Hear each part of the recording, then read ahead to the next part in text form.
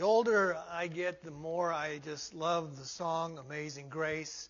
I think I just become more and more aware of how dependent upon grace I am. Thank you for leading that song, and thank you for participating this morning.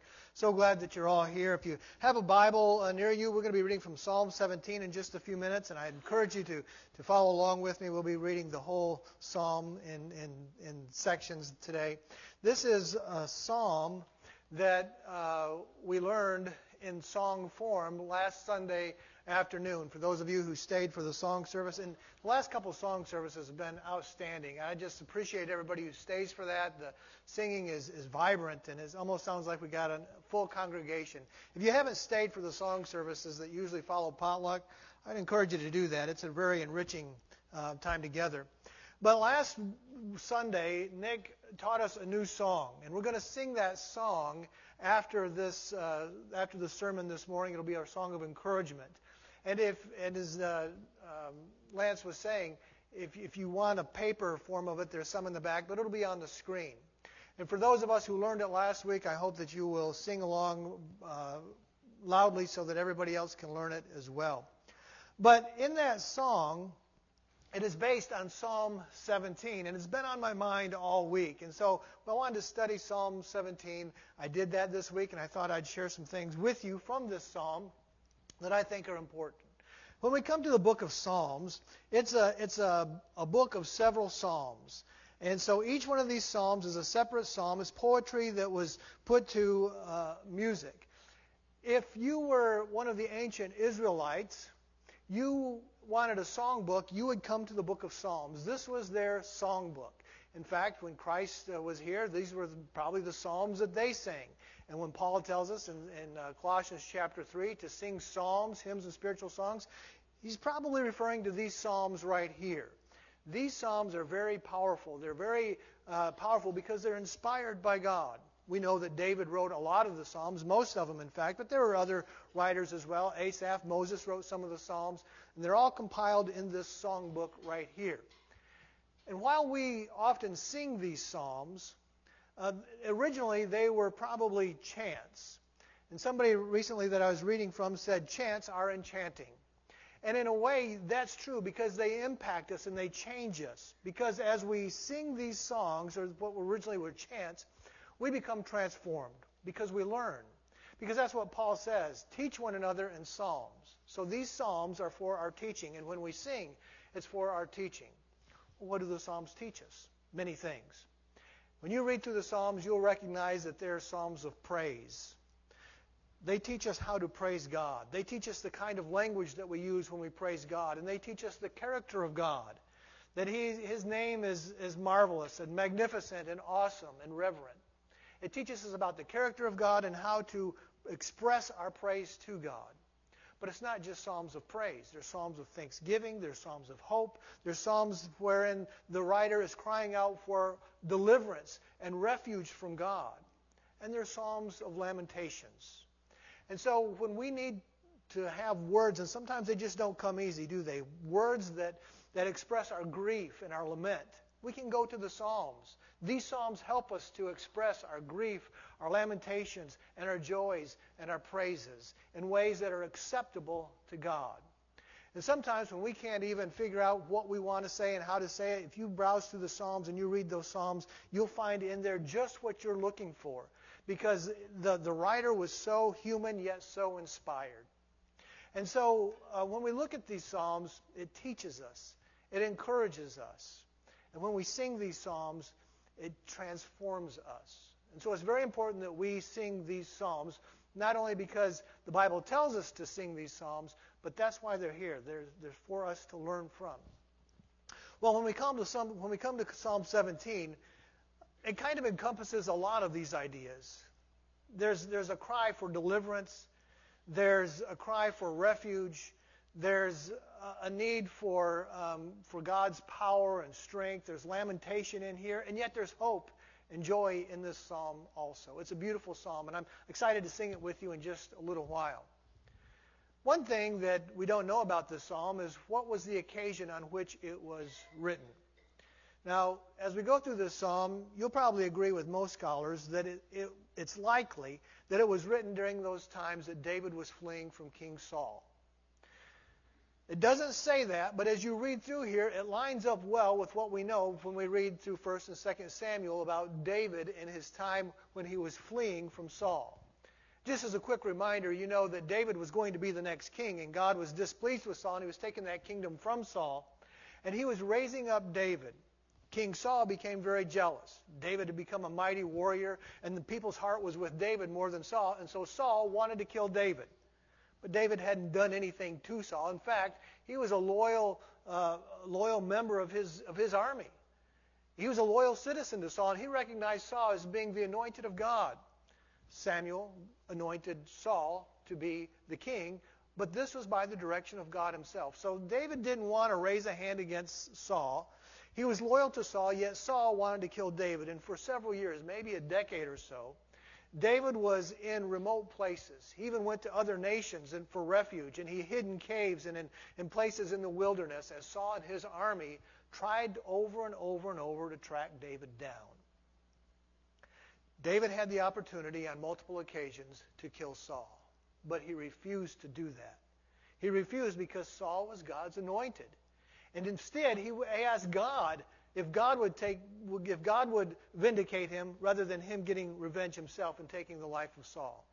So this went on for many years. Now, if this is not the occasion when David wrote it, it's obviously an occasion like this when David wrote Psalm 17. And so I want to read this psalm with you and share a few things and make some applications as we go through here. And you'll notice that I've just put it in different sections. I've chunked it up in about 4 or 5 different sections, and I titled it myself in ways that are easy for me to remember. The first section is verses 1 through 5, where we read of a vulnerable invitation. And I say vulnerable because David is coming from a place of weakness. He's being surrounded by enemies that want to attack him. But he's inviting God to take notice of this and of him and how he's handled this in order that he might be vindicated. So Psalm 17, verses 1 through 5. Hear a just cause, O Lord. Attend to my cry. Give ear to my prayer, which is not from deceitful lips. Let my vindication come from your presence. Let your eyes look on the things that are upright. You have tested my heart. You have visited me in the night. You have tried me and have found nothing. I have proposed that my mouth shall not transgress. Concerning the works of men, by the word of your lips, I have kept away from the paths of the destroyer. Uphold my steps in your paths, that my footsteps may not slip. Well, I say that this is a vulnerable invitation because as you read through here, David is asking God to take a look at his circumstances. In fact, take a look inside of his heart. And when you read this at first, it may give you the idea that David is kind of boasting in self-righteousness. There's a proclamation of integrity here as he talks about his just cause and that his lips are not deceitful and that he's been tested and tried and God has found nothing against him. It almost sounds like there's an air of self-righteousness here, but I really don't think that that's going on, and we'll see later why I don't think that's going on. What David is probably doing is he's exercising the oath of clearance. The oath of clearance was a law that was written, it was given to Moses in Exodus chapter 22, whereby somebody could be cleared of wrongdoing if they had, in fact, had not done wrong. And it worked kind of like this, just to give you an example. If you want to read about it, it's in Exodus 22, verses 10 through 15, somewhere in there. If somebody borrowed something from somebody else, like say an animal, like say a mule, a donkey, somebody borrowed a donkey from his neighbor for some work that he wanted to do, and while the mule was in his care, it died. Who was going to be held responsible for it? If the man had been negligent or if he had been abusive to the animal, then he would have to replace it. However, what if he hadn't been neglectful or abusive and the animal died anyways? What if there were people who could give testimony that he had not done anything to make this animal die? And what if there was nobody there? Well, in that case, he could make an oath. He could give an oath between this man or the neighbor and God that he had done nothing wrong, and based on that oath, the owner should accept it. This is likely the context of David's claim here. It's an oath of clearance. Those pursuing him were wrong because he had done nothing to harm them nor their property. In fact, he had been loyal to Saul. He had been a good citizen and a good soldier. He had done nothing to deserve the pursuit by which he's being pursued. And so he invites God to be the judge. And in this section, you'll notice that he makes at least 6 appeals to God. Based on him being found innocent by God, in verse 3, he now asks God to hear a just cause, to attend to his cry, to give ear to his prayer. And he says, let my vindication come from your presence, of course, as opposed from his own revenge. He doesn't want to get revenge. Maybe he wants to, but he's trying not to, and he'd rather God get his vindication because of God's own vengeance. And then he says, notice what is right. Let your eyes see the things that are upright, and uphold my steps, in verse 5. He's asking God to guide his steps through this challenging journey that he's on. Well, as you go through here, David also identifies that God is the source of his strength. For example, in verse 4, he says, concerning the works of men, by the words of your lips, I have kept my way from the paths of the destroyer. In other words, David seems to be saying, the natural activities and responses of earthly men stands in contrast to what I've done because your words have been my guide. Just like we've been studying in Colossians in chapter 3, let the words of Christ dwell in you richly. David was somebody who let the words of God dwell in him and guide his steps, even when it was difficult times. And in times of despair and injustice or times of joy, the word in us must always be stronger than the world around us.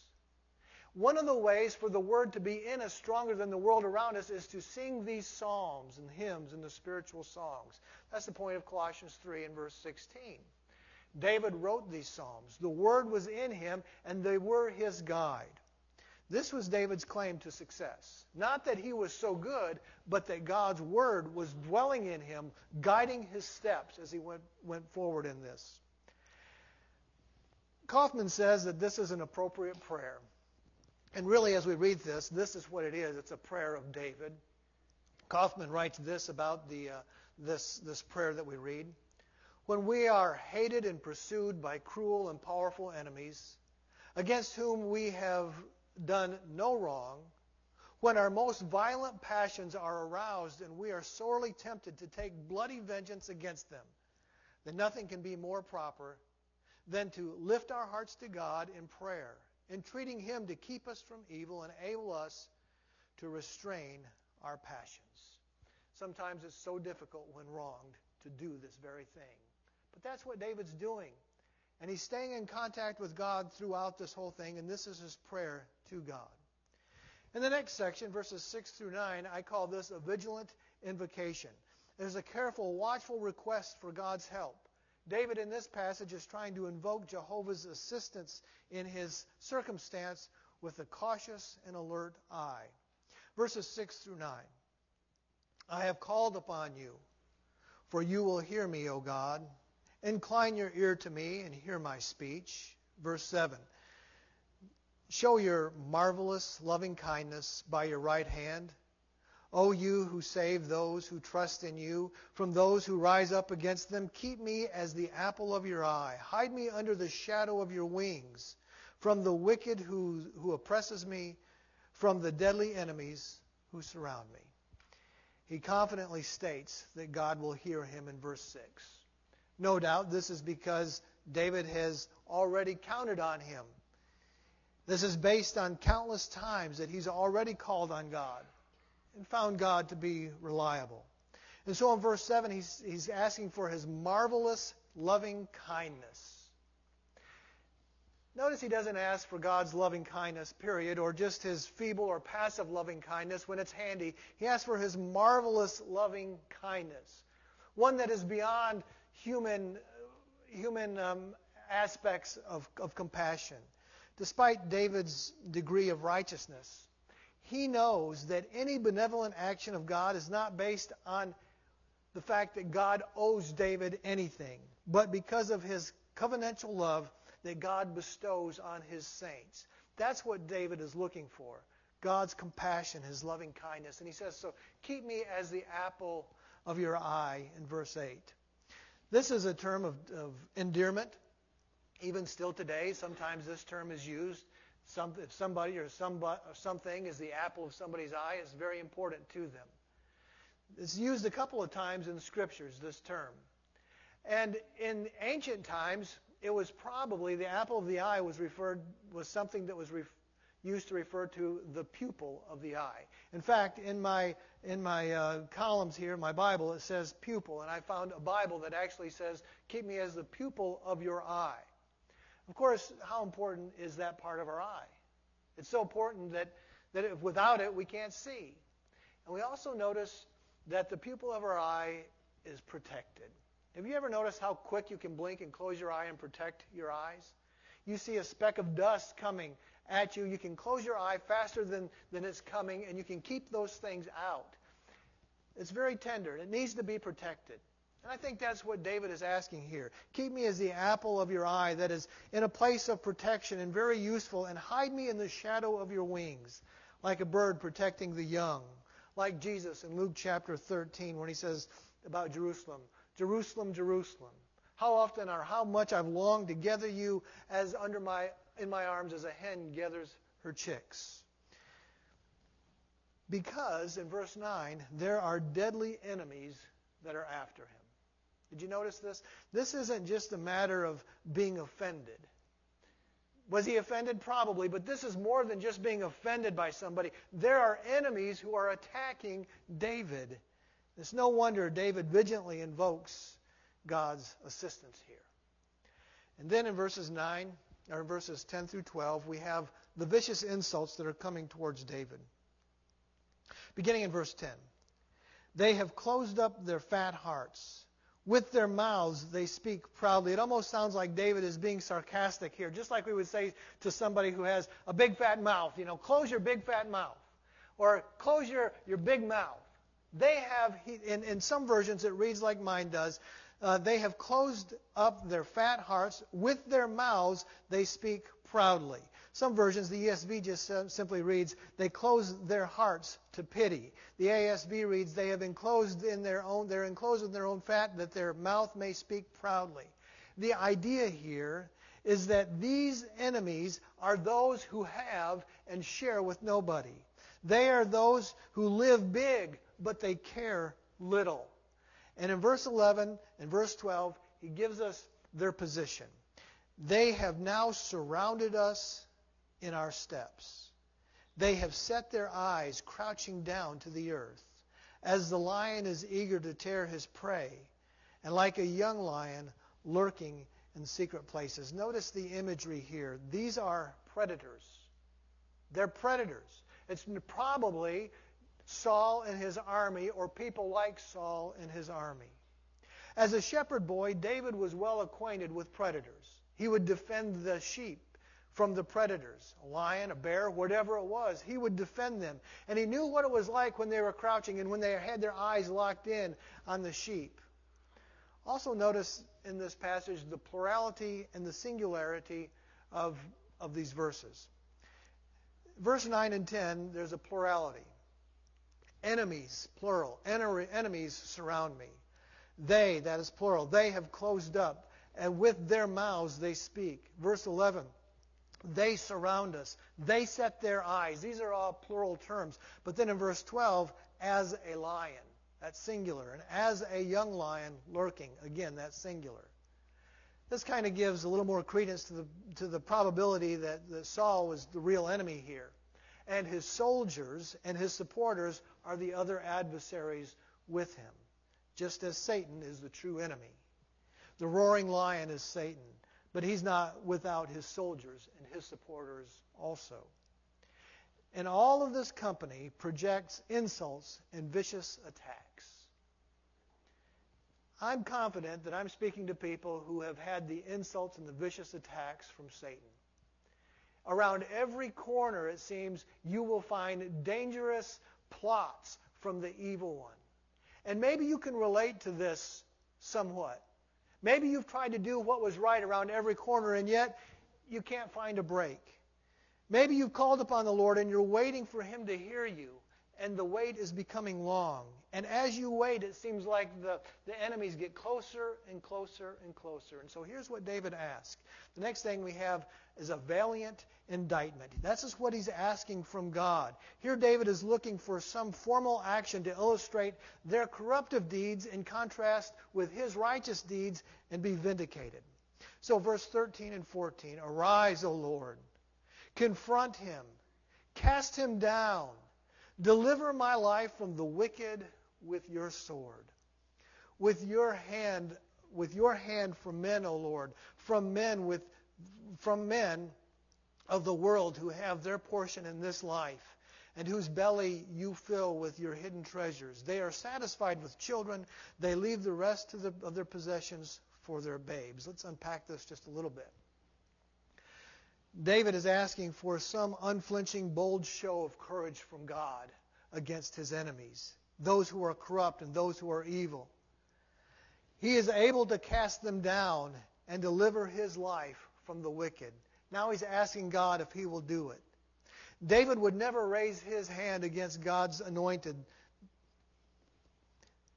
He has the opportunity on many times, but he won't do it. That's God's place. But here, even though David wouldn't do it himself, that didn't stop David from asking God to make a valiant determination and to make a swift confrontation.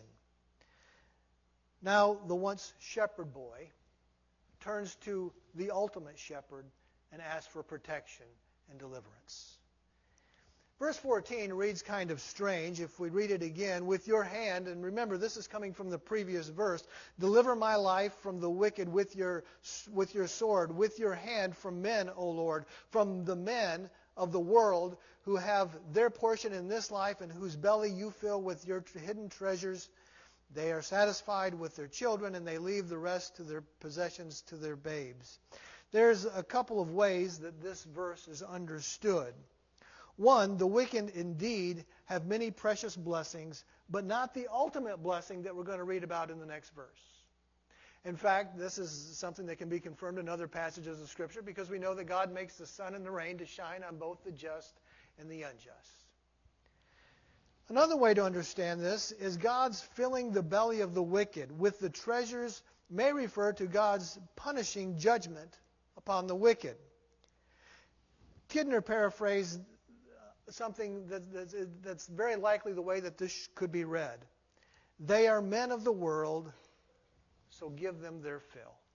Let them have the world." After all, we have an inheritance that's from God, that's beyond this world. They are of the world, their violence, their wealth, all their prosperity, it's just part of the world. Let them have it, because I have something greater. They can have the world and everything in it. After all, the world that we are living in is kindling anyway. Remember 1 John chapter 2. "Do not love the world or the things of the world. If anybody loves the world, the love of the Father is not in him. For all that is in the world, the lust of the flesh, the lust of the eyes, the pride of life, is not of the Father but of this world. And this world is passing away in the lust of it. But he who does the will of God abides forever." Let them have it. They seem to have everything they ever wanted, and yet they're after me. Let them have it, because now look at verse 15. There's an incredible vision. "As for me, I will set my face in righteousness. I shall be satisfied. As for me, I will see your face in righteousness. I shall be satisfied when I awake in your likeness." This is something that's astonishing. And it's an amazing view of God and His manifested plan. I will see your face in righteousness. Again, this could be understood in a couple of ways. One, when righteousness happens, I will see your face, he's saying. I'll know that it reflects your goodness and your answer to my prayer. So when I see righteous things happening, I need to see God in it. And I think that's something that we need to look for.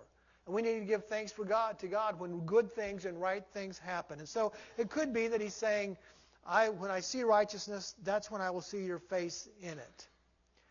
But in the context, it continues, and this is important.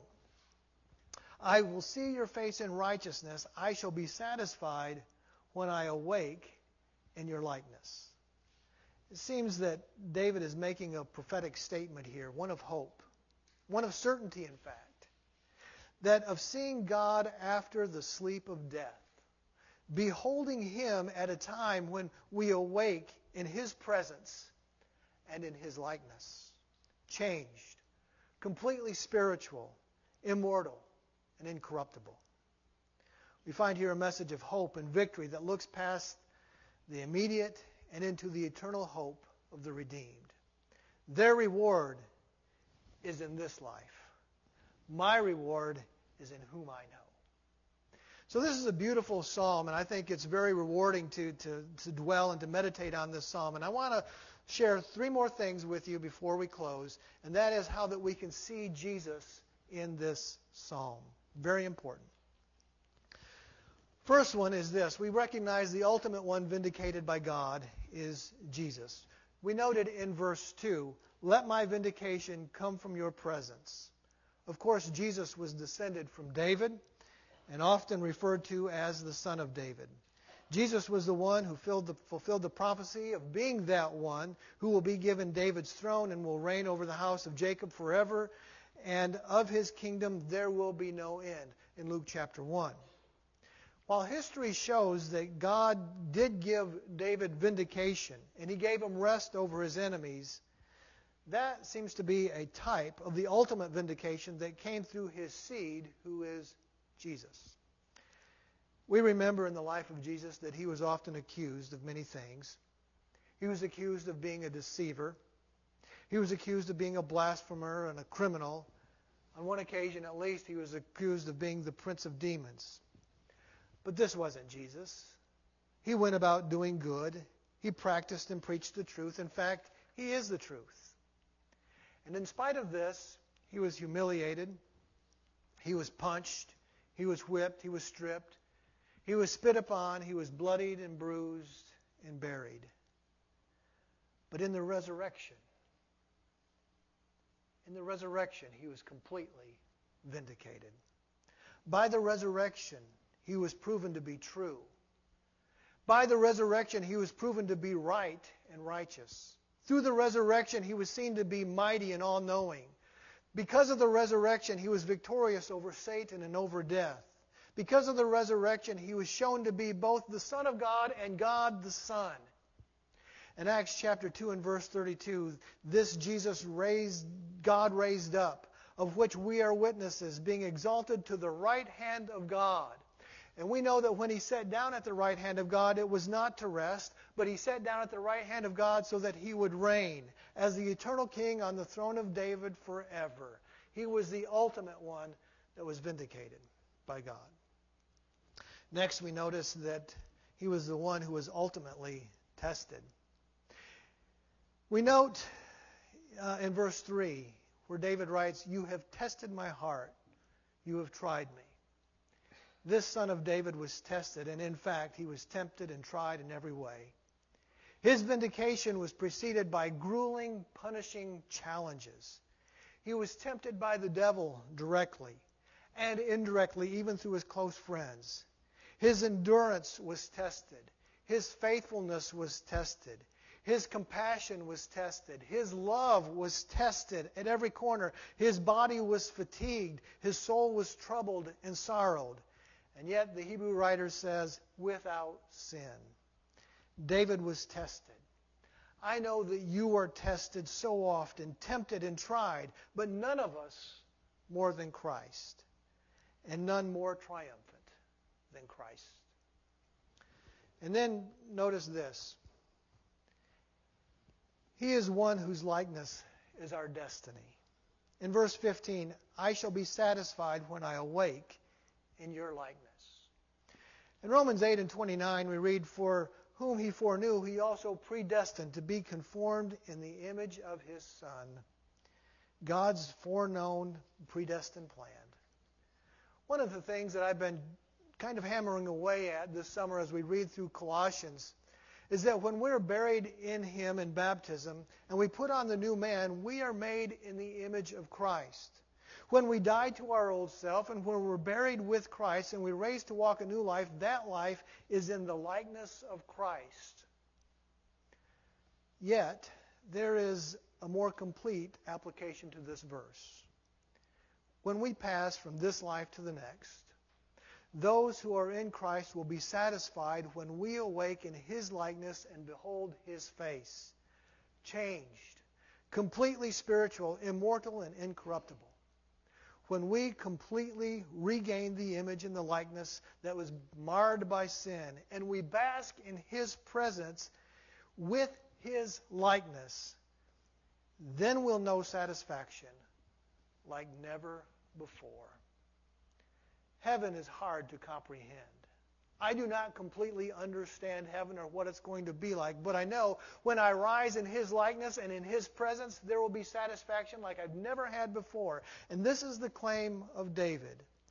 Indeed, there are those who find rewards in this life, but ours is in whom we know.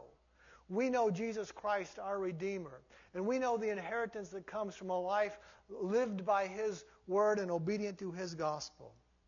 And it's true that the likeness has started now, but it will be complete when we wake to heaven and behold Him who is on that throne forever. This is a song of invitation.